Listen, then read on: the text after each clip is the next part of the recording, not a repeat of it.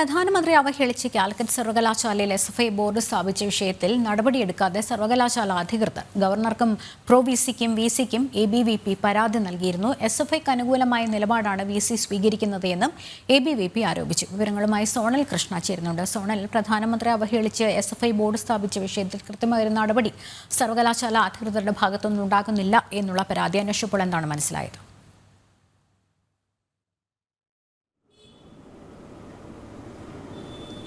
ലക്ഷ്മി, കഴിഞ്ഞ ദിവസമാണ് നമുക്കറിയാം പ്രധാനമന്ത്രിയെ അവഹേളിച്ചുകൊണ്ട് കാലിക്കറ്റ് സർവകലാശാലയിൽ ഇത്തരത്തിൽ എസ്എഫ്ഐയുടെ നേതൃത്വത്തിൽ ബോർഡുകൾ സ്ഥാപിക്കുന്ന ഒരു സാഹചര്യം ഉണ്ടായത്. അതിന്മേൽ എബിവിപി ഉൾപ്പെടെയുള്ള സംഘടന പ്രോ വിസി വിസി ചാൻസലർ കൂടിയായിട്ടുള്ള ഗവർണർക്കുൾപ്പെടെ പരാതി നൽകുന്ന ഒരു സാഹചര്യമുണ്ടായി.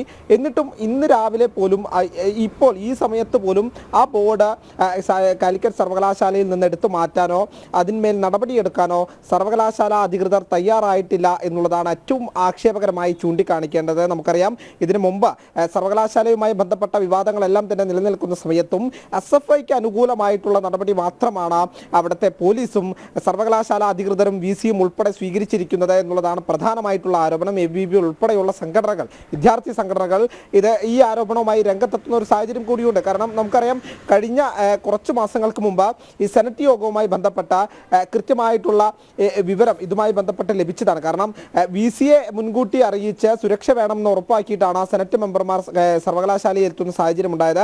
എന്നിട്ട് പോലും കൃത്യമായിട്ടുള്ള സംരക്ഷണമോ സുരക്ഷയോ ഒരുക്കാൻ സർവകലാശാലയോ വിസിയോ തയ്യാറായിരുന്നില്ല എന്നുള്ളതാണ് പ്രധാനമായി പറയേണ്ടത്. അത് തന്നെയാണ് ഇവിടെ വീണ്ടും ആവർത്തിക്കുന്നത്. കാരണം ഗവർണർ എത്തിയപ്പോഴും എസ്എഫ്ഐ ഇത്തരത്തിൽ പ്രതിഷേധങ്ങളുമായി രംഗത്തെത്തിയിരുന്നു. ഗവർണറെ വ്യക്തിപരമായിട്ട് ആക്ഷേപിക്കുന്ന ബാനറുകളുമായി രംഗത്തെത്തുന്ന സാഹചര്യം ഉണ്ടായിരുന്നു. അപ്പോഴൊന്നും തന്നെ സർവകലാശാലയുടെ ഭാഗത്തു നിന്ന് യാതൊരു നടപടിയും സ്വീകരിക്കാത്ത സ്ഥിതിയായിരുന്നു. തുടർന്ന് ഗവർണർ തന്നെ ഇത്തരം ബാനറുകൾക്ക് അടുത്ത് വന്ന നീക്കം ചെയ്യാൻ വേണ്ടിയുള്ള നിർദ്ദേശം നൽകുന്ന സാഹചര്യമുണ്ടായി.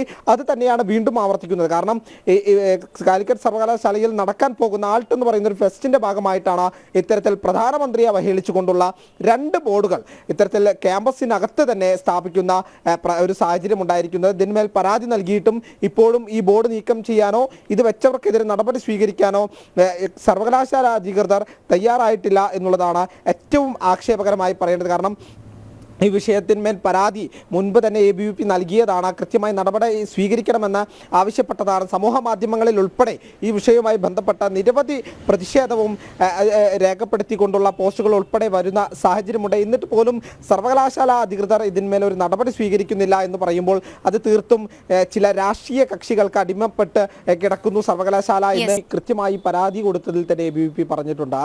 കൃത്യമായിട്ട് ജനാധിപത്യ രീതിയിൽ തന്നെയായിരിക്കും തങ്ങൾ ഈ വിഷയത്തിന്മേൽ പ്രതികരിക്കുക.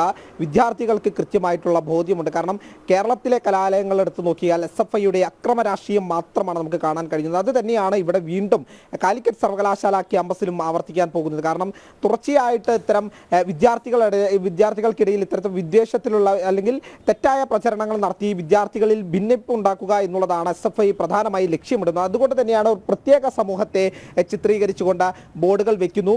അതിൽ പ്രധാനമന്ത്രിയെ ചൂണ്ടിക്കാണിച്ചുള്ള ചിത്രങ്ങൾ വരയ്ക്കുന്നു എന്നുള്ളതൊക്കെ ഇതിൽ പ്രധാനമായി പറയേണ്ടത്. അതിലൊരു ബോർഡിൽ പറഞ്ഞിരിക്കുന്ന കാര്യം ഇങ്ങനെയാണ്: ഹിറ്റ്ലർക്ക് പഠിക്കുന്നവർ ഹിറ്റ്ലറിനെ പോലെ അല്ലെങ്കിൽ ഹിറ്റ്ലറുടെ രീതി ഫോളോ ചെയ്യുന്നവർ ഹിറ്റ്ലറിനെ പോലെ മരിക്കും എന്നുള്ളതാണ് ഹിന്ദിയിൽ എഴുതി വെച്ചിരിക്കുന്നത്. കൃത്യമായിട്ട് വ്യക്തിപരമായിട്ടും രാഷ്ട്രീയപരമായിട്ടും പ്രധാനമന്ത്രിയെ ആക്ഷേപിക്കാനും അപമാനിക്കാനും ശ്രമിക്കുന്നു എന്നുള്ളത് നമുക്ക് തെളിഞ്ഞു കഴിഞ്ഞിരിക്കുകയാണ്. ഇതിന്മേൽ ഇതുവരെ ഈ ക്യാമ്പസ് അധികൃതരോ സർവകലാശാല അധികൃതരോ യാതൊരു നടപടിയും സ്വീകരിച്ചിട്ടില്ല എന്ന് പറയുമ്പോൾ അതിനിടയിൽ കൃത്യമായ രാഷ്ട്രീയമുണ്ട്.